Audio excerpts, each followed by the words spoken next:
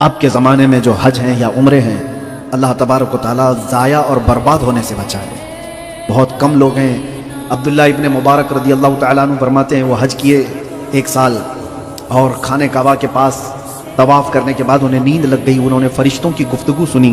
फ़रिश्ते कह रहे थे, एक फ़रिश्ता दूसरे से कहता है इस साल 6 लाख लोगों ने हज किया, पता है उसमें से अल्लाह ने सिर्फ 6 लोगों का हज कबूल किया। इतना सुनते ही हज़रत अब्दुल्ला इब्न मुबारक खड़े हो गए, सारों कतार रोने लग गए। मैं वो 6 लोगों में से कहाँ हूँगा। बहुत रोए, बहुत रोए। ये तो एक मिसाल आपके सामने बता रहा हूँ। हज करने वाले लोग अगर ज़ाहिरी ज़ेब व ज़ीनत के लिए या हाजी कहलाने के लिए गए हैं तो उनका हज तो उनके मुंह पर मार दिया जाता है, उनके हज का कोई असर भी नहीं होता।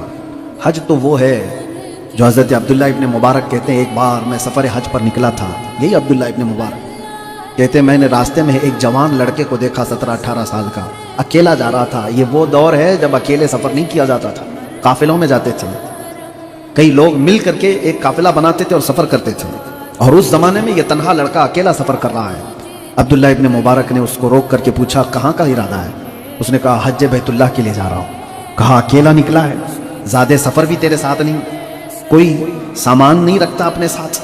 वो हंस करके कहता है आप अपने घर पर कभी किसी को दावत दें और बंदा आने वाला अपने घर से खाना लेकर के आपके घर आए तो आपको कैसा लगेगा? क्या आपको अच्छा लगेगा? अब्दुल्ला इब्न मुबारक ने कहा बिल्कुल नहीं। हम जिसको दावत दें उसको खिलाने के लिए बुलाएं, तो अपने घर से क्यों लेकर के आएगा? वो बंदा कहता है मैं खुद नहीं, मेरे रब ने बुलाया है तो जा रहा हूँ। मेरा वो मेज़बान है, मैं उसी के भरोसे जा रहा हूँ। यह आला तवक्कुल की बात है। अब्दुल्ला इब्न मुबारक फरमाते हैं उसकी बातें सुन करके मुझे लगा कि कहीं ये जुमलेबाजी तो नहीं है। लेकिन जब वहाँ पहुँचे हरम काबा में तो वहाँ भी उसको देख लिया आपने। वो तवाफ़ नहीं कर रहा था, एक जगह खड़ा था। अब्दुल्ला इब्न मुबारक कहते हैं मैं करीब उसके गया और जाकर के सुना वो क्या दुआ कर रहा है। वो दुआ ये कर रहा है, ए रहमान, दुनिया का तो निज़ाम ये है जब कभी कोई अपने घर में किसी को बुलाता है तो मेज़बान घर पे मौजूद होता है। मेहमान के आने के वक्त मेज़बान घर पे मौजूद होता है, और तू मुझे बुलाया है, मैं तेरे बुलावे पर आया और यहाँ मैं काबा देखने नहीं तुझे देखने आया हूँ। मेज़बान कहाँ है? वो नज़रें उठाता था और बार बार ये कहता था कि तू बुलाया है और मैं तेरे दरबार में आया हूँ, मैं तेरे लिए आया हूँ, तू कहाँ है? ये कहते कहते वो रोने लगा। तो इब्न मुबारक फरमाते काबे के पास एक बिजली सी चमकी और ये देखा और तेजी से चीख मारता है फुस्तु बिरब्बिल काबा, रब्बे काबा की कसम मैं अपनी मुराद को पहुंच गया। गश खा करके गिर गया। अब्दुल्ला इब्न मुबारक कहते हैं मैं जल्दी से जमजम लेके आया और उसको पिलाने के लिए कि बेहोश होकर गिरा था, लेकिन जब उसका हाथ पकड़ करके देखा तो उसका जिस्म ठंडा हो चुका था, रूह निकल चुकी थी।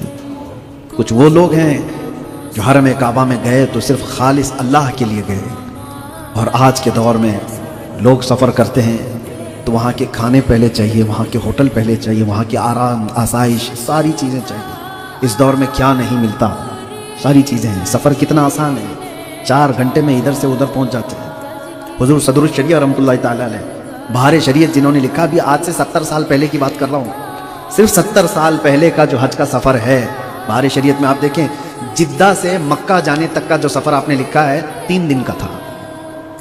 इंडिया से नहीं, जिद्दा से, जो आज के दौर में सिर्फ 50 मिनट और 1 घंटे में पहुंचते हैं मक्का और टू जिद्दा, जिद्दा टू मक्का।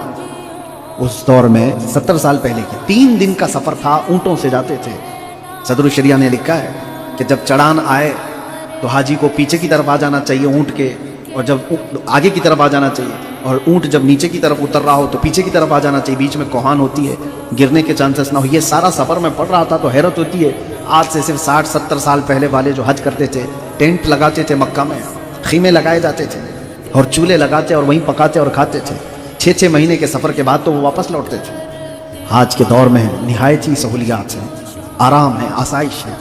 मैं उसके ख़िलाफ़ नहीं हूँ। ज़माने के बदलते हालात के एतबार से आप हर नई चीज़ को कबूल करें, लेकिन मेरे अजीज़ों इतनी भी नई चीज़ के अंदर खो ना जाएं कि हमारी रूहानियत ख़त्म हो जाए।